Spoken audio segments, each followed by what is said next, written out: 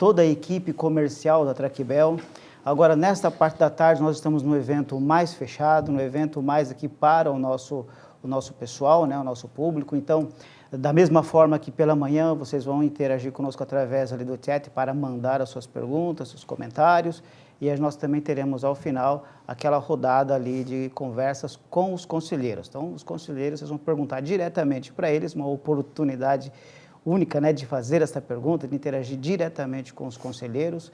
E são pessoas que nos auxiliam, né, na condução dos negócios, nas estratégias da empresa. É importante também que vocês captem bem qual é a percepção deles do mercado, de cenário para o ano que vem, porque nós vamos conectar isso com a base teórica que nós vimos aqui pela manhã, mas ainda a percepção deles, porque são eles que irão aprovar o nosso plano.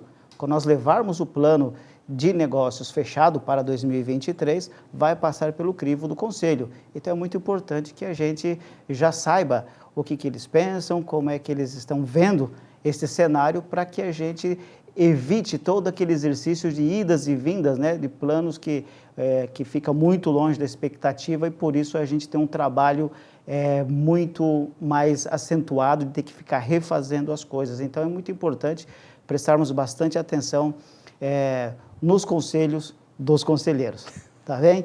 E eu vou colocar aqui para vocês, antes de nós iniciarmos, nós vamos colocar aqui os compromissos. Quais são as datas? Vou pedir para pôr na tela ali a nossa linha do tempo. Pode tirar a minha imagem, deixa só a tela cheia para dar melhor leitura para o pessoal, né? Isso, muito obrigado. Então, nós temos ali a linha do tempo, hoje dia 5, né, iniciamos a nossa jornada PO, né, a gente chama de jornada porque é um caminho mesmo que a gente vai percorrer aí durante os próximos dias, conforme vocês estão vendo a agenda ali na tela. E nós temos então no dia 5 de setembro, que é hoje, este evento com a consultoria que foi pela manhã e o evento agora de tarde com o bate-papo com os conselheiros. Até o dia 14, nós teremos como fazer aí essa nossa indicação de pessoal, né, aumento de pessoal que nós eventualmente precisaremos para novas unidades, para novas atividades, ou uma filial ou outra que está com crescimento, né, de negócios. Aqui a gente até coloca aqui uma chavezinha aqui, né, para indicar que é importante que essas despesas, esse aumento de pessoal esteja diretamente conectado com a geração de receitas.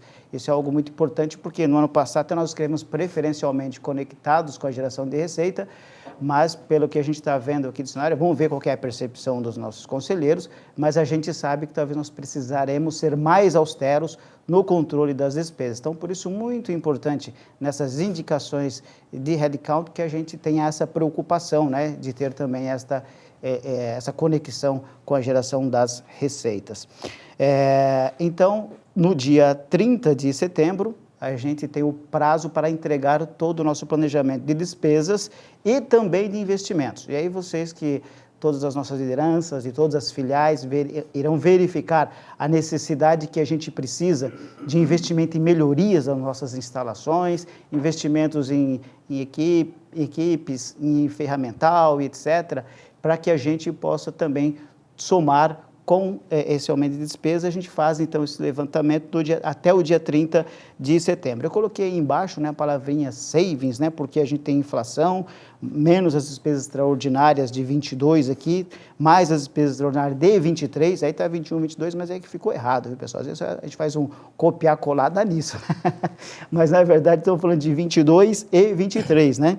Então, e aí nós realmente olharmos para essas economias que a gente pode fazer, né? Este ano nós tivemos, né, alguns gastos extras, vamos ter ainda, né, estamos tendo todos os eventos da celebração dos 55 anos da empresa, que é um grande privilégio, uma grande honra a empresa chegar aqui mais de meio século, então por isso não poderíamos deixar de comemorar esta data, mas são savings que a gente deverá ter para o ano que vem, além de outras coisas que a gente pode olhar também. Se a gente verificar nas nossas diversas unidades operacionais, tivemos um aumento importante de despesas esse ano. Esse aumento de despesas, ele acabou não impactando nos resultados, porque os resultados também tiveram um incremento grande.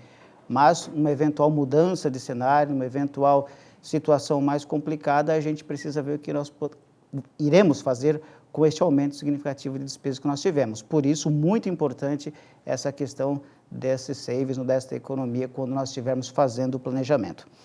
Depois, então, do dia 5, eu coloquei aqui dia 5 porque a Itaité, o ano fiscal, né, da Itaité, que é a nossa unidade agrícola, começa em novembro. Novembro é o primeiro mês do ano para eles, porque lá de John Deere tem um modelo de ano fiscal que difere do ano calendário.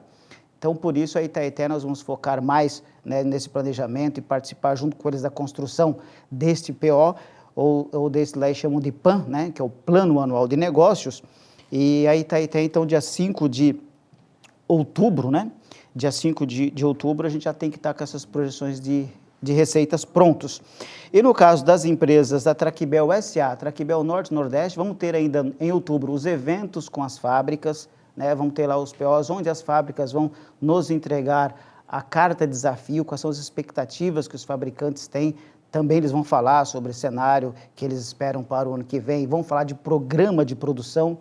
E aí, com base em tudo isso, nós vamos poder juntar com essas informações que nós estamos tendo aqui para a construção do nosso planejamento. Bom, passando para a próxima tela, nós temos ali as datas 4 de novembro, né? A consolidação e a projeção de DRE. Então, nós vamos receber de vocês todas as informações de despesas, de receitas, de investimentos, e aí fazemos essa consolidação até o dia 4 de novembro. Nós temos, então, com a Itaité, já no Conselho de Outubro, né, nós vamos levar essas informações no Conselho de Outubro, como eu disse para vocês, é antes do planejamento da Itaité. Para as outras empresas, nós levaremos para a reunião do dia 23 de novembro. Então, este plano será aprovado na reunião do dia 23 de novembro. Eu digo que será aprovado se nós conseguirmos construir um bom plano, que eles se agradem, né? Que eles concordem conosco. Aí pode ser que seja aprovado nessa data, 14 de novembro. Caso contrário, eles farão algumas indicações e aí nós teremos uma segunda oportunidade de reapresentar no dia 12 de dezembro. Então, levando em consideração que nós podemos reapresentar o plano no dia 12, e aí aprovado lá, uma vez que já estará com essas adequações, com esses pedidos que foram feitos, né, com essas melhorias que eles indicaram, quer seja na parte da receita, na parte da despesa, na parte da lucratividade, de margem, etc., né, de market share, né, e tudo. E aí, com base em todos esses elementos, a gente reapresenta, e aí o nosso plano é até o dia 27 de dezembro estarmos com o PO aprovado nas duas empresas, linha amarela, caminhões e ônibus. O PO da Itaité, como eu disse, já será feito antes, né? Já no Conselho de Outubro, e aqui no Conselho de novembro, talvez, ou dezembro, no mais tardar, nós teremos essa aprovação. E o objetivo é que nós iniciemos o ano de 2023 no primeiro dia de janeiro, com todo mundo sabendo o que tem que fazer. Quais são os objetivos, quais são as metas, quais são os planos. Então, isso é muito importante que a gente consiga seguir essa agenda para termos toda esta sequência de atividades. Ok, pessoal? Então, era isso que eu queria deixar esse recado para vocês. E agora, sem mais delongas, né, vamos iniciar aqui o nosso bate-papo com os conselheiros. E eu chamo aqui já o nosso púlpito o Yoshio Kawakami. O Yoshio é formado em engenharia mecânica e produção, com larga experiência no setor automotivo, ocupou com muito êxito a cadeira de presidente da Volvo Construction Equipment, a nossa VCE. Atualmente ele é conselheiro de empresas, atua nessa posição, inclusive no grupo Traqbel já há bastante tempo, por isso conhece bastante bem o grupo. Recentemente foi nomeado também como presidente do Conselho de Administração do grupo e tem como missão profissionalizar ainda mais esse nosso conselho, né? E transformando, inclusive, o conselho consultivo para um conselho de administração propriamente dito. Então, é com você, Yoshio. Boa tarde a todos. É um prazer estar aqui com vocês e, mais uma vez, discutir o planejamento, né? E como sempre, planejar é uma atividade assim, difícil, muitas coisas incertas, tentando adivinhar um pouco, tentando usar um pouco da lógica, dos dados e da economia, como foi apresentado hoje pela manhã. Essa parte mais lógica das informações que foram apresentadas da economia, do cenário político, que também é bastante incerto, não é o lado que eu gostaria de conversar com vocês. O que eu queria trazer para vocês é um pouco desse processo de planejamento, que traz uns desafios especiais. Mas se a gente voltar alguns anos atrás e retomar um pouco da experiência que nós tivemos com a pandemia, no início desse processo da pandemia, ninguém tinha ideia do que aconteceria no mundo, não? E todas as indicações de especialistas eram as piores possíveis, as mais difíceis possíveis, de parar o mundo, de ninguém poder estimar o que aconteceria. E o que nós tivemos de surpresa durante esse período, principalmente quando nós olhamos o caso da Tractebel, é que esse foi um período extremamente positivo para a Tractebel, tá? Então, o que acontece entre essas informações de estatísticas e estudos de economia com o que acontece na prática dos nossos negócios? Essa distância é extremamente importante para a gente, não? A proximidade com clientes traz informações, o conhecimento de mercado que vocês têm. Então, vocês são especialistas num extremo que é o extremo do mercado. E nós temos no outro extremo esses estudos de economia que indicam as macro tendências, as direções mais amplas possíveis desse processo de planejamento. E é bem interessante porque hoje a gente percebe, depois de alguns anos desse exercício, que muita coisa não aconteceu como foram as primeiras previsões, muitas coisas aconteceram de uma maneira muito melhor, muito mais positiva. Então, o que eu gostaria de trazer aqui para vocês e discutir um pouco é justamente essa distância entre aquilo que é a lógica e a teoria com o que é a realidade do mercado. E nós estamos no mercado. Então, não perder oportunidades é extremamente importante. Deixa eu comentar aqui um pouco desse fato. Eu trabalho como consultor já há 10 anos em diversos tipos de indústria, diversas empresas. Hoje eu estou mais em conselho de empresas, mas também de diversos setores diferentes. Então, um pouco dessa situação me coloca numa situação de um observador bastante privilegiado do mercado. Em diversos setores diferentes a gente vê o que está acontecendo, tá? E sempre quando a gente fala de planejamento, eu coloco o seguinte, que um bom planejamento depende de duas coisas, tá? Primeiro, da amplitude do contexto que você analisa, tá? Então, se você coleta informações de todas as atividades, da economia, do mercado, de diversos setores, do lado também comportamental das pessoas, as mudanças sociais, as mudanças tecnológicas, você consegue colher o máximo de informações e você traz isso para um planejamento. Em tese, isso te daria a melhor condição possível para fazer o planejamento, tá? Mas existe uma situação um pouco diferente quando se trata de situações de incertezas, crises e mudanças muito rápidas como nós estamos tendo nesse momento. Essa amplitude do contexto, mais o horizonte de tempo distante que você projeta, é o que dá esse planejamento, o resultado bom do planejamento. É a mesma coisa, se a gente for tomar uma decisão pessoal, se eu penso somente na minha situação, eu tomo uma decisão. Se eu penso um pouco mais amplamente nas pessoas que estão à minha volta, essa decisão provavelmente vai ser diferente.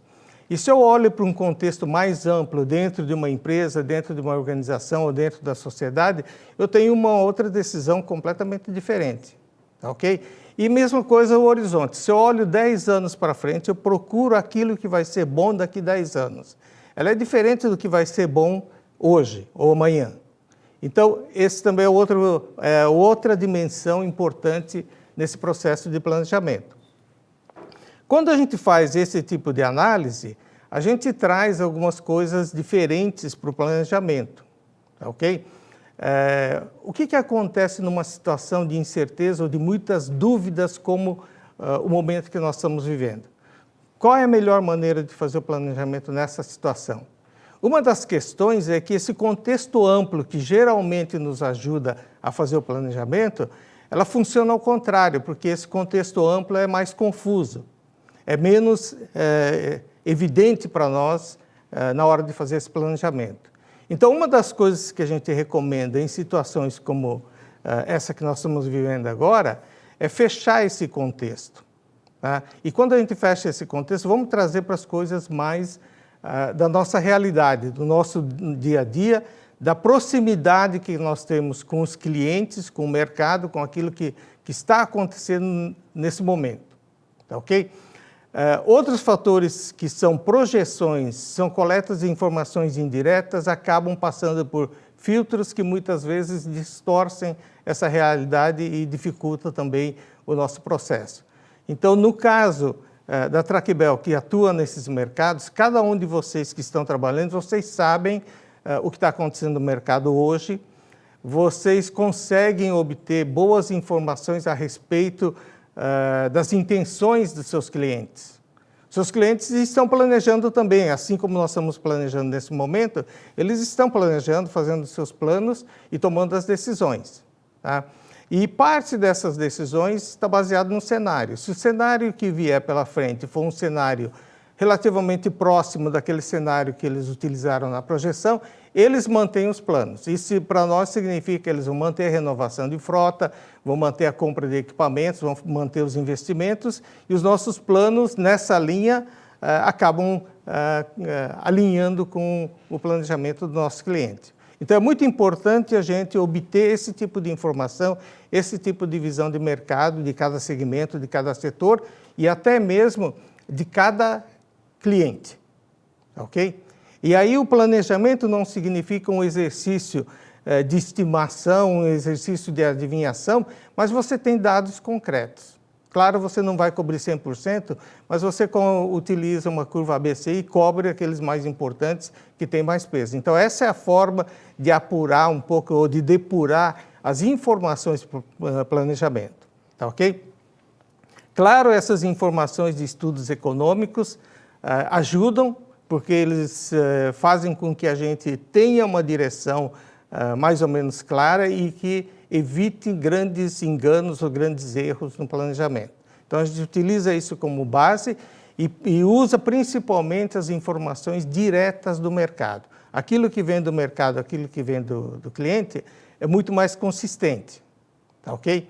E também a projeção. Se um plano estratégico leva a projetar 10 anos para frente, de 5 a 10 anos pelo menos, talvez esse seja um momento em que a gente possa trabalhar com um horizonte mais curto. Tá? Talvez uns 3 anos adiante já dê uma indicação muito boa e a gente consiga fazer o plano do ano com bastante certeza ou com bastante tranquilidade. Ok? Então, esse seria um pouco do que eu gostaria de colocar inicialmente para vocês a respeito do processo de planejamento. E como eu comentei com vocês, eu atuo em outros negócios, em outras empresas. Tá? Então, não vou comentar sobre máquinas e veículos, que vocês conhecem bem, mas uma outra empresa bastante próxima desse setor é uma empresa que fabrica implementos rodoviários. Tá?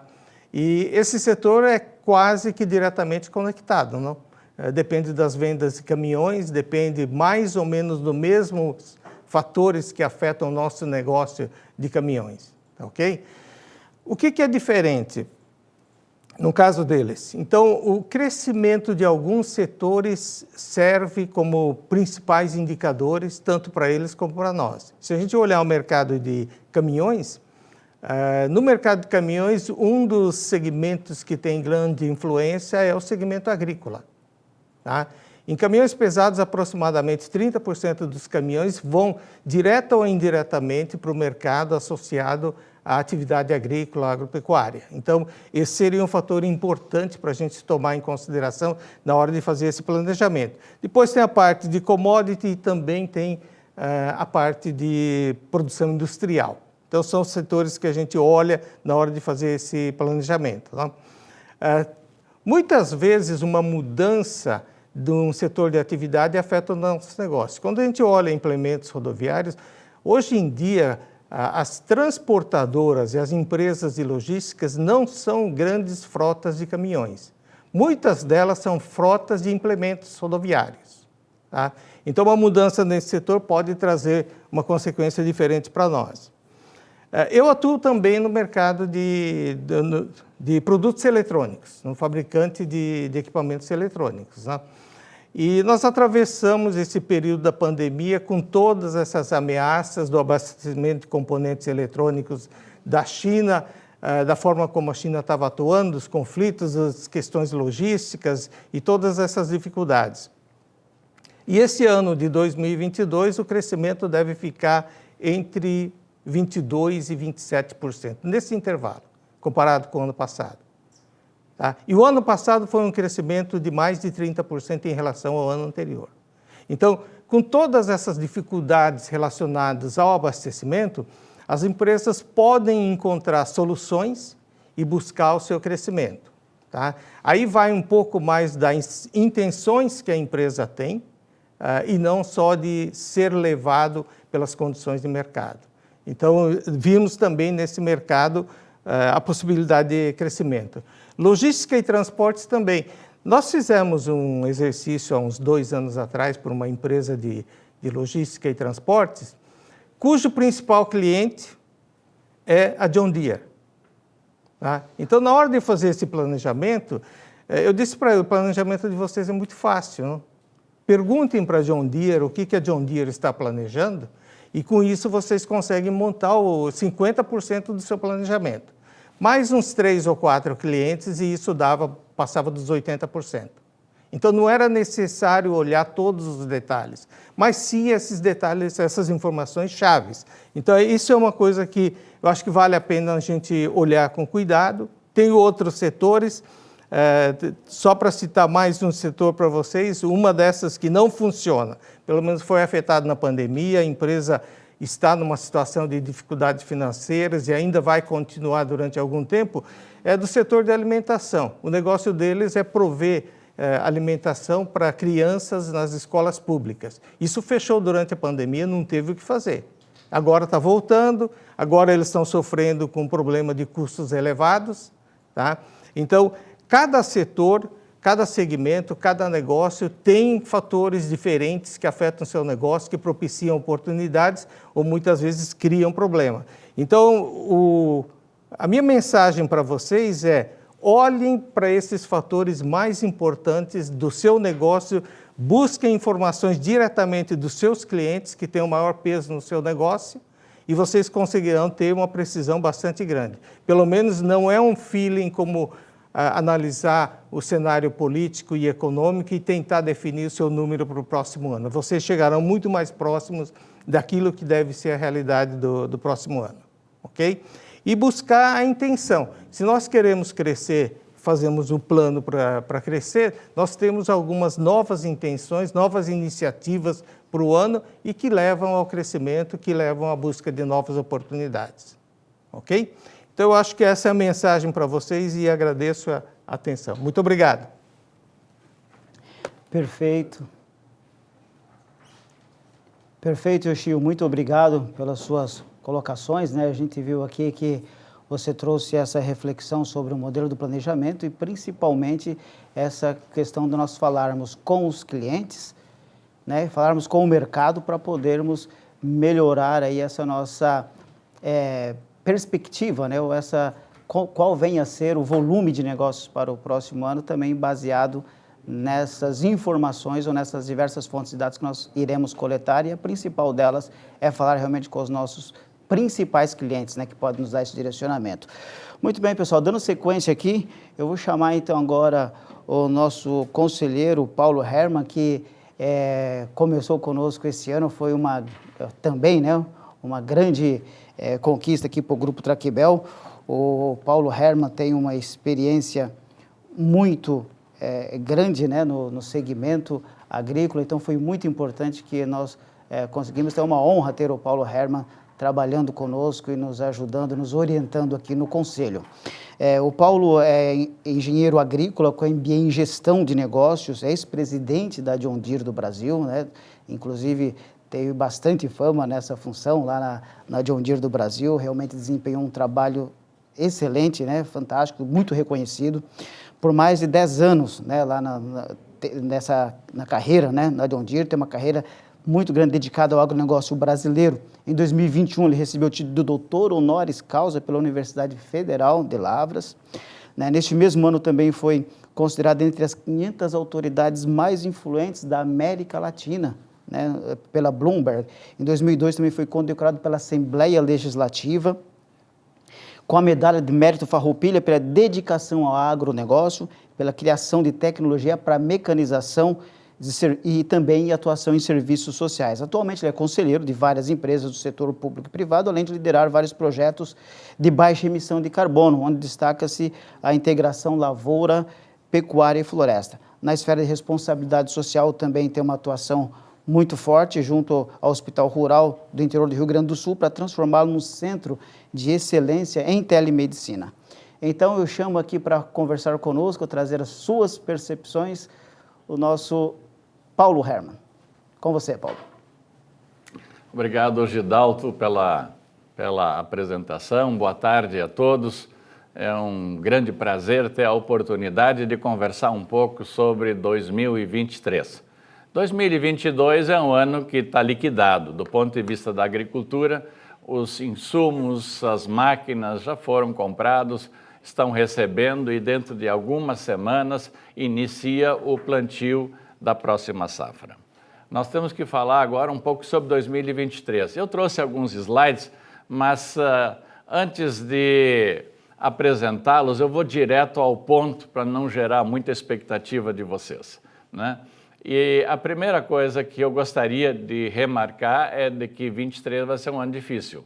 Vai ser um ano em que os nossos clientes estarão muito preocupados com o aumento de custo que eles tiveram, né? Hoje, os insumos, pegando os fertilizantes, mesmo que os fertilizantes tenham caído 20%, 30% nas últimas semanas, ainda eles estão 50% acima dos preços lá antes da pandemia, em 2019. Então, há uma pressão de custos e os agricultores, os nossos clientes, eles vão exercer essa força para cima da gente. Então, nós vamos ter que nos estruturar, como o Gidalto falou, a questão das despesas é fundamental, temos que repensar a maneira de trabalhar para que a gente não perca esse ganho de rentabilidade que nós tivemos. Isso acontece a cada 15 anos, né? Essa oportunidade que nós tivemos de melhorar a nossa lucratividade. Não podemos agora, em 2023, 2024 e 2025,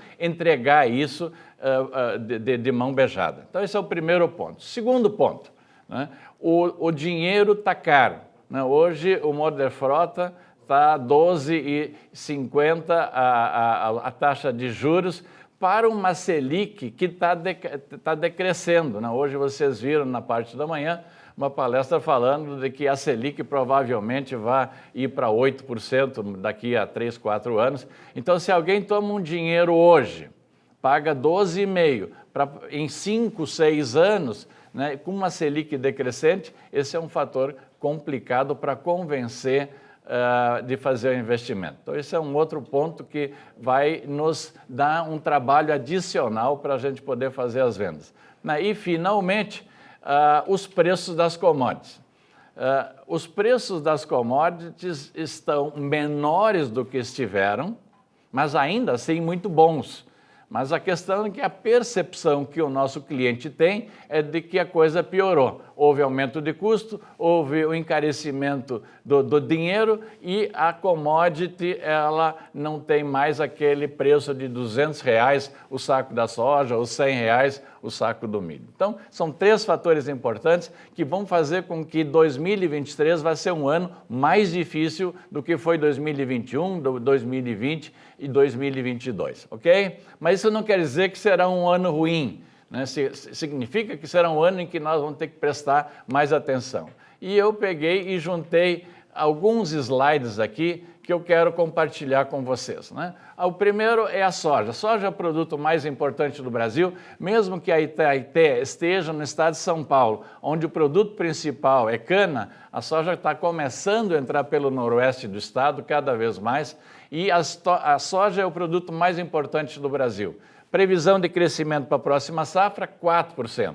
Ou seja, nós vamos passar aí de 41 milhões de hectares para 42.500, vai dar 1,5 milhão. Isso significa mais máquinas, significa mais rentabilidade.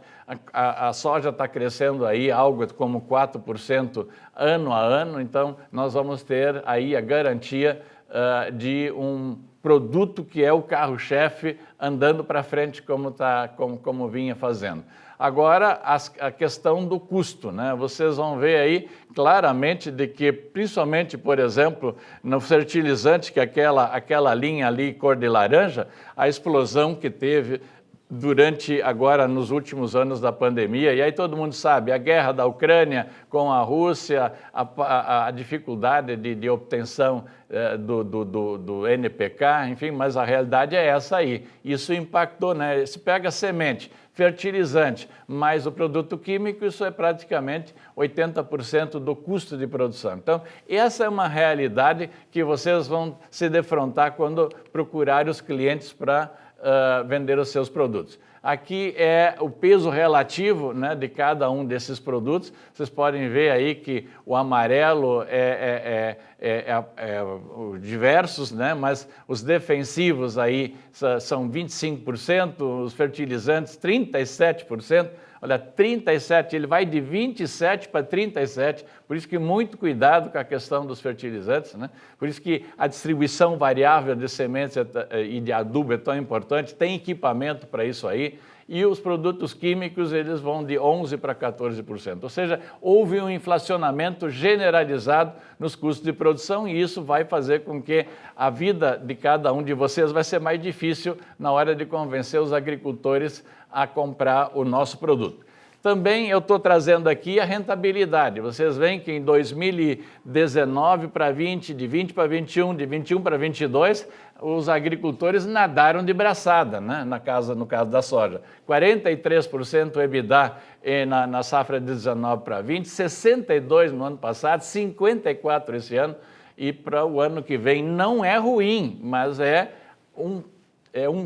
a metade do EBITDA desse ano, 22%. Então, tudo isso gera uma percepção de que o negócio ficou ruim. Não é que está ruim, ele gerou a percepção. E nós vamos ter que trabalhar nessa questão da percepção para poder atingir os nossos objetivos. Vamos pegar um pouco o milho que era uma cultura que era bem pouco relevante no Brasil, né? E agora, nos últimos anos, em função do crescimento da nossa produção e da importância no mercado externo, hoje o milho se transformou numa cultura tão rentável quanto a soja, né? No ano que vem, nós vamos ter aí 22 milhões de hectares plantados também, nas duas safras, né? Com um crescimento de 2,5%, e nos últimos 10 anos o crescimento foi de 40%. Então, milho é uma cultura que certamente hoje nós somos o segundo maior exportador mundial e eu estou calculando que nos próximos 3, 4 anos o milho vai se transformar também, nós vamos ser líderes em exportação de milho. Aqui é interessante, e isso pode impactar no preço do milho. Vocês estão vendo que a China tem estoque negativo de milho, né? Eles voltaram mais rapidamente do que nós imaginávamos com a produção de porcos. Lembram que eles tiveram aquela PSA, né? Que é a problema na criação dos porcos, tiveram que matar milhares de porcos, mas eles foram muito eficientes, recompuseram praticamente as matrizes deles todas, mas não tem milho para isso aí, então eles vão ter que buscar milho. E esse milho eles estavam buscando nos Estados Unidos. Com a intriga que foi gerada a partir da Nancy Pelosi, que visitou Taiwan, isto aqui pode ser uma oportunidade e vai puxar o preço do milho para cima. Então, eu calculo que o preço do milho pode novamente chegar aos R$100 o saco, por isso preste atenção na cultura do milho, né? A margem do milho é melhor, inclusive, do que a margem da soja, porque ele se beneficia do adubo que fica da primeira cultura, 30%, 39% de EBITDA é muito bom. Obviamente, o agricultor sempre se lembra do ano bom, sempre se lembra do melhor resultado. Então, ele tem ali 2 EBITDAs de 60%, obviamente, quando vem um de 40%, parece que o mundo terminou, mas aí que vem a estruturação nossa, nossos argumentos, para poder convencê-lo a ele que 40% de EBITDA nós gostaríamos de ter no nosso negócio toda a vida, né? 40%, né, Gidalto? É uma coisa que a gente, é um sonho de todo mundo. E a cana, eu vou falar um pouco da cana. A cana ela está andando de lado, né? Nós vamos ter ainda hoje duas pessoas que são especializadas em cana, que é o Jacir Costa, que é um conselheiro também, e mais o Mauro Stefani, que são profundos conhecedores da área da cana no Brasil, que impacta muito a Itaité, né? Mas a cana ela não está renovando a área que deveria renovar, que seria de 18% a 20% ao ano. Nós estamos aí numa renovação de 14% a 15%, 13 anos estagnados num bom nível, mas nós poderíamos fazer mais na cana no Brasil. Então, é um cenário que eu diria que, diferente da soja e do milho, é um cenário mais de estagnação. Vocês estão vendo que os preços, tanto do açúcar quanto do etanol, eles estão recuando, mas estão ainda em bom nível. Vocês vão ver os especialistas depois falar sobre os preços da cana e do açúcar, né? E aí vem um outro aspecto que nós precisamos prestar atenção, que é o preço do barril de petróleo, que já foi a $122 o barril, ele está ascendendo. A guerra na Ucrânia com a Rússia, isso impacta. Então, tudo é muito volátil. No mundo globalizado não existe verdade absoluta. O que hoje está valendo, amanhã pode ser absolutamente uma inverdade e a situação. Por isso que a gente tem que dormir com o olho aberto. E depende da situação, aprender a dormir com os dois olhos abertos, porque as coisas mudam muito rapidamente, principalmente no Brasil, né? Eu queria, ainda antes de terminar, colocar algumas coisas na questão da cana, né, que é o nosso principal produto. Primeiro, a Tractebel, a Itaité, tem uma máquina que é a revolução na cana, que é a colhedora de duas linhas. A colhedora de duas linhas é uma revolução na colheita mecanizada de cana. Nós precisamos montar estratégia para vender mais dessa máquina. As fábricas estão, esse ano de 2023, eu imagino que vão estar melhor supridas. Eu acho que essa falta de componentes, como o Yoshio já acabou de falar há pouco, ela vai gradativamente se resolvendo. Então, a expectativa que tenho para 2023 que seja um ano, do ponto de vista de fornecimento de produtos, mais normal do que foi 20, 21 e 22. Ok? Isso significa que nós vamos ter mais máquinas para vender de duas linhas. Essa máquina, ela muda o conceito da colheita, então, e tira o concorrente. Quando se desenvolveu essa máquina, se desenvolveu com o objetivo dela ser 100% do mercado. Do jeito como a John Deere lançou uma máquina, uma Cotton Picker, que tirou o concorrente do mercado. Hoje a John Deere tem 100% do mercado mundial de colheita de algodão. O mesmo está se buscando fazer com a cana, né? Mercados que têm pouco volume não dá para dividir entre dois concorrentes, né? O mercado tem que ser só de uma marca só. Então é aí que tem uma estratégia. O segundo ponto é a questão do pós-venda. Eu acho que é extremamente importante no nosso plano que nós formos elaborar é dar uma atenção especial ao pós-vendas. Se a usina não vai comprar um produto novo, ela vai ter que manter o produto atual. E a cana é uma atividade que trabalha 24/7, 8 meses por ano.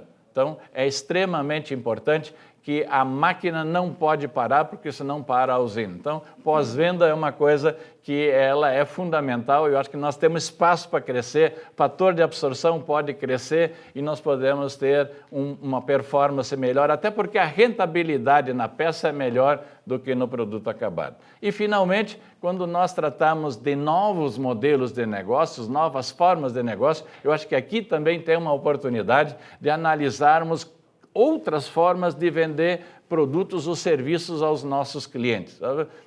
Pensarmos mais no leasing, na parte de aluguel de máquinas, de rental, enfim, eu acho que há espaço para trabalharmos novas formas de comercialização, de prestação de serviço, de estarmos alinhados e sermos relevantes para os nossos clientes. Bom, pessoal, era essa a mensagem que eu tinha. Eu tenho sou otimista com relação a 23. É importante que vocês sempre tenham em mente. Quando alguém fala, olha, ano que vem vai ser um ano que o mercado vai ser 5% a menos do que no ano anterior. A primeira pergunta que tem que fazer é 5% se eu estou no sótão ou eu estou no porão. Então, nós estamos no sótão, nós estamos em pontos, os últimos anos nós tivemos acima da média do mercado.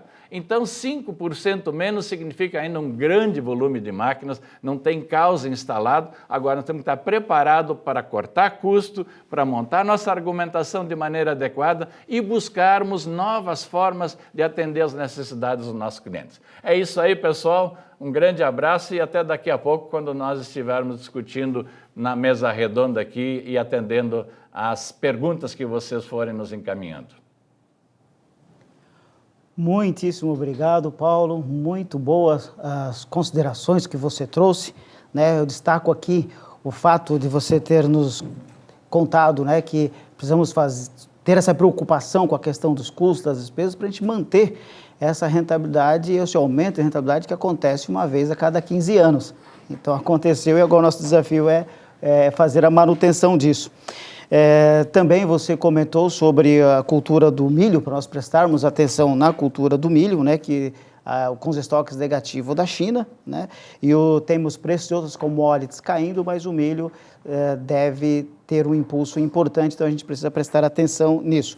Então, muitíssimo obrigado, Paulo. Eu vou agora, então, dando sequência aqui, vamos chamar para o nosso púlpito o nosso também conselheiro aqui, o professor Marcos Vilela Vieira. O Marcos Vilela já conhece o Traqbel desde 2008, então, portanto, uma longa trajetória.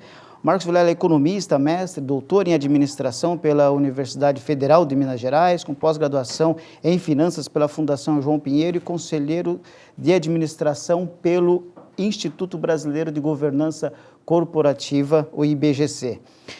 O Vilela também atua como consultor nas áreas de finanças, controladoria, planejamento, participa em comitês e conselhos na Traqbel, no Instituto Hermes Pardini, na Torque Terraplanagem, na Tática Informática, né? E também atua como professor do IBMEC e da Fundação Dom Cabral, autor do livro Administração Estratégica do Capital de Giro, pela editora Atlas, e é membro também independente e coordenador do nosso recém-criado Comitê de Auditoria.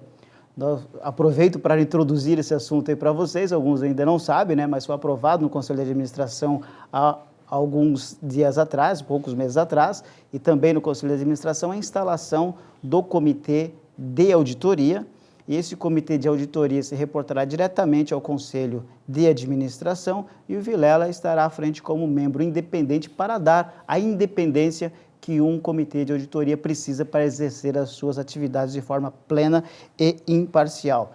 Então, eu passo a palavra agora para o nosso professor Vilela. Obrigado, Gidalto. Boa tarde a todos. Eu gostaria de agradecer a oportunidade de falar a propósito das atividades de elaboração do PO de 2023, e esse é o foco da minha apresentação hoje, né? Algumas questões, alguns comentários, algumas observações que poderão ser importantes do ponto de vista de quem vai se envolver com a elaboração do nosso PO de 2023, né? Bem, atualmente nós vamos começar o desenvolvimento do nosso PO de 2023. No ano passado, mais ou menos nessa época, nós estávamos envolvidos com as atividades de elaboração do PO de 2022 e naquele momento o subtítulo, digamos assim, da minha apresentação foi cautela, não é? No sentido de avançar com cuidado. Avançar, mas com cuidado. Por outro lado, ter cuidado, mas continuar avançando. Para esse ano de 2023, eu diria que o subtítulo merece um adendozinho ali, que é cautela, avançar com um pouco mais de cuidado, mas continuar avançando, não é? E por que isso? Voltando às nossas expectativas lá em 2022, nós estávamos esperando a normalização gradual das atividades, o que veio a acontecer, dificuldades nas cadeias de produção, principalmente no primeiro semestre do ano de 22, o que veio a se confirmar. Naquele momento, volumes elevados, com baixas taxas de crescimento, o que, na verdade, veio a se confirmar em parte, mas as taxas de crescimento foram muito superiores àquelas nossas expectativas naquele momento, né? Então foi uma novidade boa. Aumento da inflação e das taxas de juros que seriam posicionadas em nível contracionista, ou seja, que viesse a espremer, criar obstáculos para a atividade econômica, o que também tem se confirmado. Redução das taxas de crescimento no mundo, principalmente nos Estados Unidos e na China, mas ainda em patamares confortáveis, o que também veio a se confirmar. Redução de crescimento no Brasil, crise de fornecimento da energia no mundo, o que também tem se confirmado. A entrada de grandes projetos de grande porte, o que tem se confirmado, e segundo o que nós vimos aí na primeira parte do nosso dia de hoje, nós ainda temos uma fila de grandes projetos que deverão ser iniciados e finalizados aí ao longo do tempo. Dificuldades no fornecimento de água no Brasil, o que de modo geral não veio a se confirmar, o que é uma boa notícia. O problema fiscal que permanece e que se agravou, e a questão das eleições, que foi bem discutido, digamos assim, na nossa primeira parte do dia, e que permanece, digamos assim, uma incógnita, né? Bom, do ponto de vista do nosso desempenho, nos últimos anos, os nossos resultados têm sido muito bons, com crescimento substancial em todos os principais indicadores. Os nossos resultados foram alavancados fortemente pelo mercado externo, embora indiretamente, e principalmente pelos setores de mineração e agronegócio. Restrições no fornecimento de insumos e falta de produtos acabaram por permitir a melhora das margens e o crescimento dos resultados. Por outro lado, como foi mencionado, ocorreu certa acomodação dos preços das commodities. Aqui nós temos um gráfico dos preços do minério de ferro nos últimos 5 anos, de agosto de 2015 até agosto de 2022, na verdade, os últimos 7 anos. O que a gente observa? A gente observa um comportamento moderado no início, os preços, num segundo momento, eles começam a aumentar, ganham força, chegam a um pico, depois desabam fortemente e ensaiam uma recuperação em 2022. Nós poderíamos imaginar, puxa vida, então foi uma bolha, né?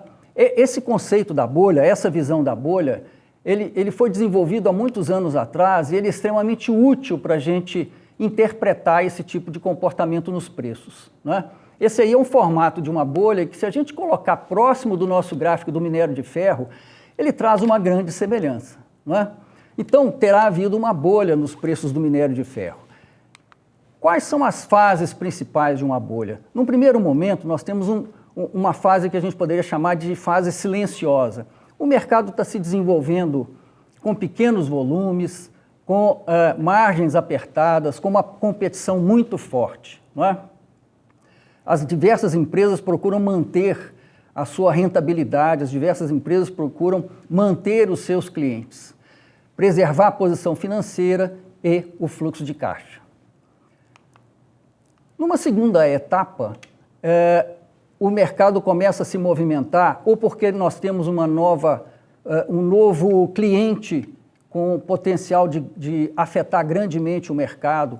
Por exemplo, o desenvolvimento de uma nova indústria num outro país.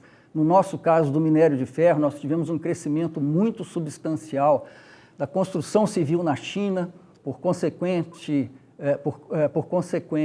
o desenvolvimento da indústria siderúrgica, que veio a aumentar em muito o consumo do minério de ferro. Aí o mercado começa a se movimentar, crescimento de volumes, as margens se tornam um pouco mais confortáveis, a busca por novos clientes começa a acontecer, o fluxo de caixa melhora e começam os novos investimentos. Numa terceira etapa, que a gente poderia chamar de euforia, acontece um aspecto que diferencia o comportamento do mercado. Em função de facilidades com relação à disponibilidade de crédito, com relação à disponibilidade de recursos na economia e, normalmente, baixas taxas de juros, ou seja, uma situação que nós tivemos recentemente, né, em resposta à pandemia, qual foi o comportamento dos bancos centrais? Jogar a taxa de juros lá embaixo e, por outro lado, inundar a economia com recursos financeiros. Só para a gente ter uma ideia disso, a contrapartida do dinheiro, dos recursos que existem na economia, é o balanço do Banco Central. O Banco Central americano tinha um balanço de 850 milhões de dólares e esse balanço ele foi para cerca de 9 trilhões de dólares. De 850 bilhões de dólares para 9 trilhões de dólares. Esses recursos buscaram rentabilização no mercado acionário, mas buscaram também rentabilização no mercado de commodities. Então, o que proporciona essa fase de euforia é uma grande disponibilidade de recursos a uma taxa de juros muito baixa. Aí os preços vão lá para cima, eles explodem. Um aspecto importante é que esse fenômeno é principalmente financeiro. Ele beneficia somente em parte os produtores.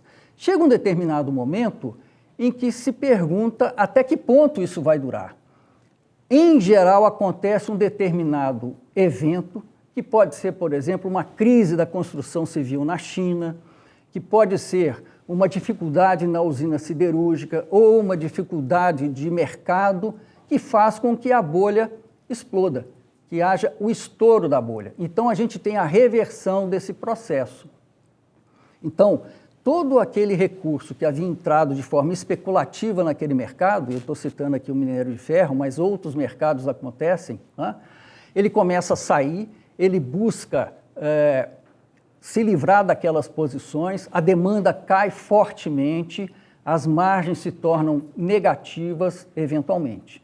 Agora, qual que é o aspecto interessante de todo esse comportamento? É que a economia real não necessariamente é afetada. A demanda continua lá, o que significa que, embora os preços dos principais produtos agropecuários e produtos minerais, eu estou citando aqui o minério de ferro, ele tenha caído, não significa que a demanda tenha desaparecido. A demanda continua lá, a economia real continua lá. Existem grandes projetos de longo prazo que continuam em desenvolvimento. O que significa que a gente precisa ter cautela com relação às nossas projeções, principalmente com relação à evolução dos nossos estoques, mas eu tenho dúvida pessoalmente, né? E planejar também significa ter dúvida, se nós vamos ter uma contração tão significativa assim. Eu penso que não, porque boa parte dos nossos clientes desenvolve projetos de longo prazo. Eles se beneficiaram em parte desse comportamento de preços, mas eles continuam com seus projetos de longo prazo. A gente observando ali o comportamento da bolha e o comportamento dos preços da soja ou do milho, a gente verifica que a gente consegue identificar ali o comportamento da bolha. Só que a bolha é essencialmente, como falei, um aspecto financeiro. É um volume grande de dinheiro migrando para o mercado num contexto de taxa de juros muito baixa. E esse contexto, ele se modificou, mas a demanda continua lá. O que significa que existe grande perspectiva que esses projetos continuem a sua etapa de maturação, né? Além de esse fato por si só de queda dos preços no mercado internacional traz grande incerteza para o processo de planejamento. Agora, outras expectativas existem com relação a 2023. A primeira delas se refere às eleições, conforme nós vimos hoje pela manhã. Nós temos um problema fiscal mais acentuado ainda, independente de quem venha a ganhar as eleições, vai ter que lidar com esse processo de deterioração fiscal muito expressiva. As taxas de juros hoje no Brasil e caminhando para isso no mundo se tornaram muito contracionistas. Redução das taxas de crescimento no mundo, nos Estados Unidos, na Europa e na China. Redução de crescimento no Brasil, conforme nós vimos também. Redução das pressões inflacionárias devido à queda da demanda, problemas no fornecimento de energia no mundo. A gente ainda não tem uma visão muito adequada do que isso pode produzir do ponto de vista da demanda, né? Um aspecto importante que ainda não foi citado é o aumento da inadimplência que tem acontecido, não só fora, como aqui no Brasil. O aumento do crédito foi muito substancial, mas o aumento da inadimplência está acompanhando com alguma defasagem. As dificuldades nas cadeias de produção estão sendo amenizadas pouco a pouco. Problemas com a seca e com o calor em níveis elevados, isso ainda não foi, talvez, totalmente precificado, não foi citado hoje pela manhã, mas Em vários países a gente tem tido problemas muito acentuados de calor, o que vai afetar a disponibilidade de alimentos no mundo, o que vai trazer uma posição muito interessante para o nosso agronegócio, não é? E uma perspectiva de preço de commodities mais baixos, principalmente commodities não alimentícias. Bom, nesse sentido, existe aumento da percepção de risco, aumento da incerteza, é difícil interpretar as informações, mas a gente tem que buscar visualizar o melhor caminho, o ambiente se torna nebuloso, a gente não consegue enxergar muita coisa, a incerteza é maior do que em outras situações anteriores, a gente precisa digerir uma grande quantidade de informações, tomar decisões e há, nesse contexto, uma tendência de redução de novos investimentos e do crescimento, não é? Essa figura traz bem uma síntese, né, do que a gente poderia imaginar. É difícil tomar decisões, a estrada à frente fica muito nebulosa, né? Nesse sentido, todo esse contexto ele se torna relativo, as decisões são difíceis de tomar, o que pode levar a uma certa indecisão. E a gente tem que buscar evitar o imobilismo e a paralisia nas decisões. O que fazer? Reforçar os fundamentos operacionais e financeiros, buscar aproveitar as oportunidades caso elas venham a acontecer. Nós temos que buscar errar menos, tanto no sentido de ficar de fora e perder a oportunidade, quanto também de avançar na hora errada. Ganhar agilidade e flexibilidade, capacidade de resposta e de reação é fundamental para qualquer empresa nesse sentido. E aí, eu gostaria de lembrar uma fala que já é muito batida, mas que é sempre atual, né? As espécies e as empresas sobrevivem não porque sejam mais fortes ou mais inteligentes, mas porque se adaptam às mudanças de uma melhor forma. E ali eu citei 5 empresas que perderam a mão na hora de se adaptar às evoluções dos seus mercados, não é? Quais são esses fundamentos? A solidez, estruturas adequadas e funcionais, enxutas, eficiência, usar bem os recursos disponíveis, flexibilidade e adaptabilidade, que garantem a sobrevivência e a perenidade. Esses são fundamentos que não se modificam. Do ponto de vista do nosso negócio, manter e fortalecer a posição financeira. Caixa, caixa, caixa, como já sempre é falado. Focar as oportunidades analisando com cuidado os riscos envolvidos. Reforçar as estruturas com impacto nas vendas e no atendimento ao cliente. Racionalizar e otimizar os investimentos, custos e despesas, o que significa também criar margens de segurança. Criar margens de segurança. Significa, então, que a gente deve fazer de tudo para melhorar o desempenho? Não. Significa que nós temos que ter foco, eleger prioridades. Focar naquilo que é importante e faz diferença. Utilizando que critério? Atender muito bem o cliente e aumentar a nossa capacidade de criar valor. Atender muito bem o cliente e aumentar a capacidade de criar valor deve ser o critério básico para a tomada de decisão quando a gente está nesse contexto de incerteza com relação ao ano seguinte, com relação a 2023. Cuidado com os custos e despesas fixos. Por quê? Porque, ao contrário dos custos variáveis, por exemplo, quando a gente vende uma máquina, a gente tem logo a condição de verificar qual foi aquela margem, se ela é satisfatória ou não, tentar melhorar a minha posição. Agora, o custo fixo e a despesa fixa, ele é silencioso. A partir do momento que ele se instala, é difícil você liquidar esse custo fixo. Ou seja, a despesa mais fácil de cortar é aquela que a gente não faz, né? Então, eu gostaria só de deixar um último pensamento de um outro pensador, né, o Schopenhauer.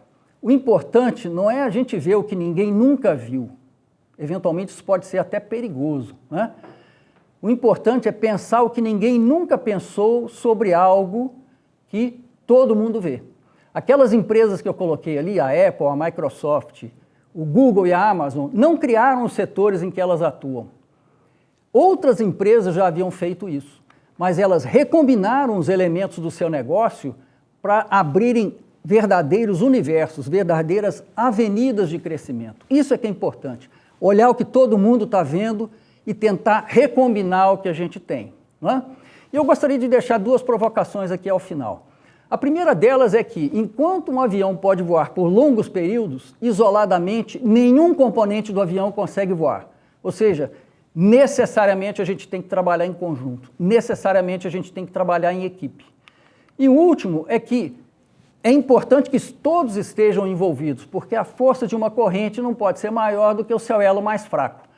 Aquele carinha que está correndo ali na frente é o Usain Bolt, não é? O homem flecha. Ele tem o recorde de 100 metros, ele tem o recorde de 200 metros, mas ele, para conseguir o recorde de 400 metros, ele precisou da equipe, ele precisou do time. Então, se você quiser ir rápido, você vai sozinho, mas se você quiser ir longe, você vai com os outros, não é? Conforme foi dito, nesse ano, a Tracbel está completando 55 anos. Efetivamente, a Tracbel foi muito longe e eu tenho certeza que ainda irá muito longe ainda, ok? Muito obrigado. Muito obrigado, professor Vilela, por suas palavras, uma belíssima apresentação, né? Trouxe, inclusive, frases aí muito enigmáticas, mas muito importantes, né? Gostei daquela analogia ali do avião, né? As peças não voam sozinho, mas o avião, quando você mistura todas as peças, é capaz de voar, né? Então, isso é a força e é praticamente a mágica do trabalho em equipe. Você falou em eleger foco, e o foco, gostei que você falou, foco em atender bem o cliente. Você ainda colocou, em atender muito bem o cliente. Todos sabem, né, do quão caro é para nós essa questão da satisfação do cliente, do atender bem o cliente, porque a gente acredita que isso realmente é algo que nos diferencia da concorrência, esse atender bem o cliente, né? E você fez esse resgate de questões que você mencionou no ano passado, então gostei bem, mostrou aquela questão da bolha, né? E falou ali, me lembro que você trouxe algumas frases, no ano passado você disse que não existe onda boa para quem está na areia, né? Então, nosso professor Vilela com suas boas frases aí, né? Então, a gente precisa estar próximo para poder aproveitar as oportunidades também, né? Então, por isso que avançar com cuidado, mas avançar, porque se ficar na areia, também não vai ter onda para a gente poder surfar na areia, né? Muito bem, eu passo agora, então, sem demais delongas, para o Jaciro Costa, que também é o nosso conselheiro. Aqui o Jaciro é formado em Engenharia Civil, Administração com especialização em Marketing, possui mais de 37 anos. O ano passado eu falei 30, depois ele corrigiu, são 37, mais de 37 anos, né? Quase 40 anos de experiência no setor sucroalcooleiro. Ele atuou como CEO na usina Guarani, foi membro do Comitê Executivo Global da Tereos, atualmente é consultor, especializado em agronegócios, atua como conselheiro de empresas e é presidente do Conselho Superior do Agronegócio da Fiesp. Conosco a palavra do Jacir.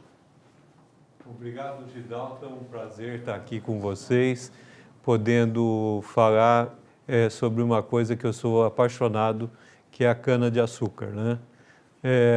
Eu queria, antes de entrar especificamente no assunto, eu queria falar um pouco sobre a história da cana-de-açúcar, porque nós estamos, como foi dito pelo Paulo Hermann, nós estamos estacionados na produção de cana-de-açúcar há alguns anos.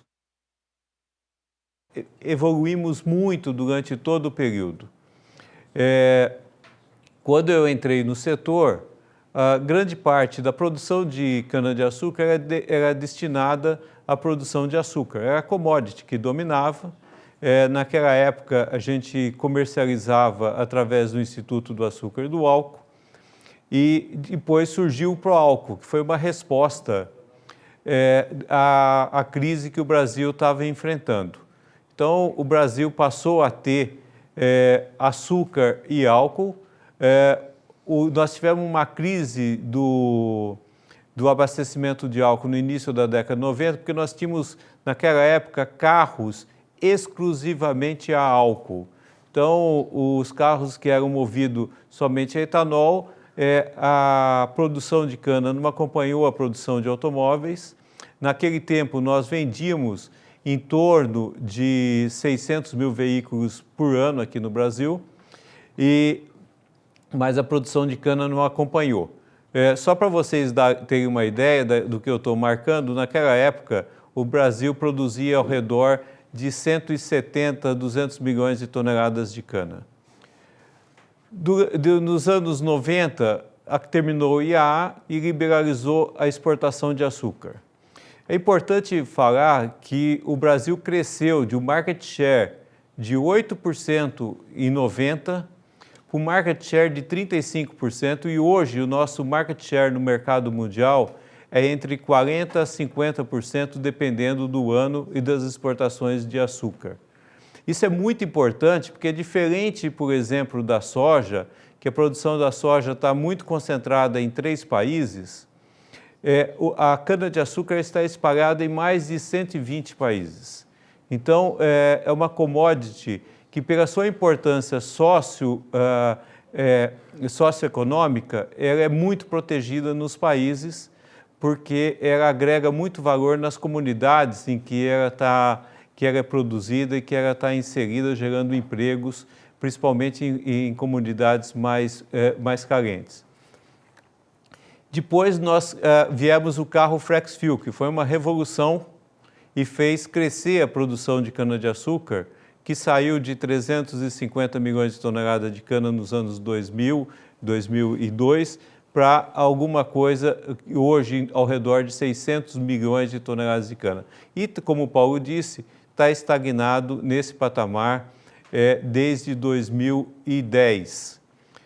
O que eu estou contando essa história? Porque nós tivemos açúcar, etanol. Nos anos 2000, dado a crise hídrica, cresceu muito e foi incentivada a produção de bioeletricidade pelas usinas. Então, nós tivemos um outro produto que é bioeletricidade. E, atualmente, nós estamos incentivando a produção de biogás a partir da vinhaça, o que pode alimentar as caldeiras para gerar mais energia ou então gerar gás para movimentar os equipamentos ou os caminhões que vão estar movimentando quando você transforma esse biogás em biometano. E surgiu um novo produto da cana-de-açúcar, que é o crédito de carbono, com o programa RenovaBio. Tudo isso eu estou contando porque a cana ela ganhou uma agregação de valor muito importante. Ela não passou a ser só uma commodity